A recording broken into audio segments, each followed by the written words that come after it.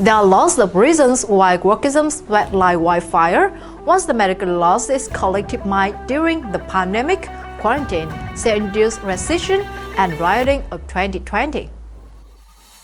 Workism was never really about racism, sexism, or other schisms.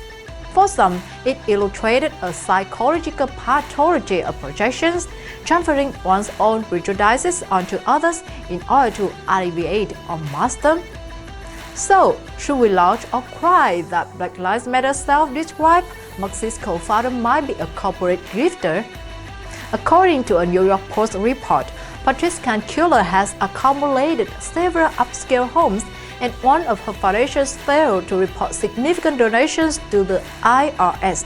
It is the case that the more Killer possesses Marxist ideology and domestic whiteness, the more she feels comfortable living in a $1.4 million homes in Southern California's the Topanga Canyon area. Consider Senator Sheldon Whitehouse, an outspoken libertarian icon. He is one of the Senate's most woke members. Yet, Whitehouse turns out to be a member of a de facto all-white beach club of Alice in Newport, Rhode Island. Is Whitehouse committed in the abstract to rooting out white privilege so he can concretely relax admit it with fellow blue bloods? Barack and Michelle Obama occasionally venture out of their multi-million-dollar Washington, D.C. mansion or their Martha Vineyard estate to lecture the country on its systemic racism. Does such symbolizing square the cycle that the Obamas have no desire to return to their Chicago home, a city where hundreds of African-American males were murdered in 2020, and most of them by other black men? Joe Biden frequently lectured Americans on its racism, and he unleashed the bureaucracies of the federal government to root out mythical white supremacist conspiracies. Does Biden explain Biden's fixation on systemic racism? When he condemns anonymous white racists, does his outrage mitigate his son Hunter's reported use of an anti-Asian slur in a 2019 text message? The second catalyst of wokeism is the distraction it provides from scary problems that threaten American civilization.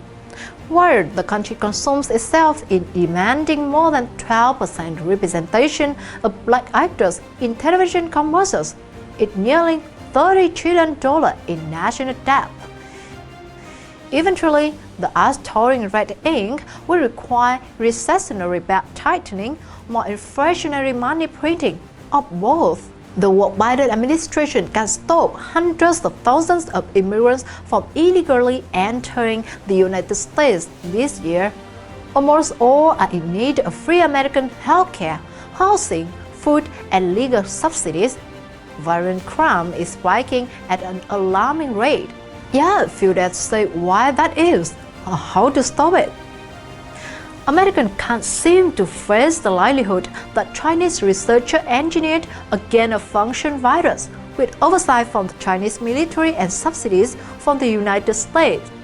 So, instead of offering real solutions to this crisis, we war with each other over whether the disease stringent book author Dr. Seuss or the plastic toy meat potato head were racist or otherwise exclusionary. When our allies are clueless about national debt, inflation, illegal immigration, crime, swine grab prices, and a global pandemic, they reassure themselves that at least they can cancel out Father Junipero Serra or knock down another statue of Robert E. Lee.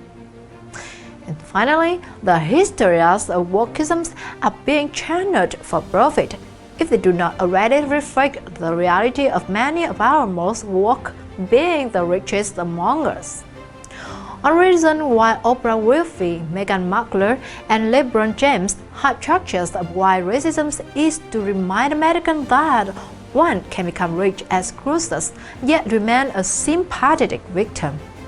For next generation grifters such as Ibram X. Kendi and Robin DiAngelo, to claim that American was, is, and always will be racist means more than just speaking gigs and book sales.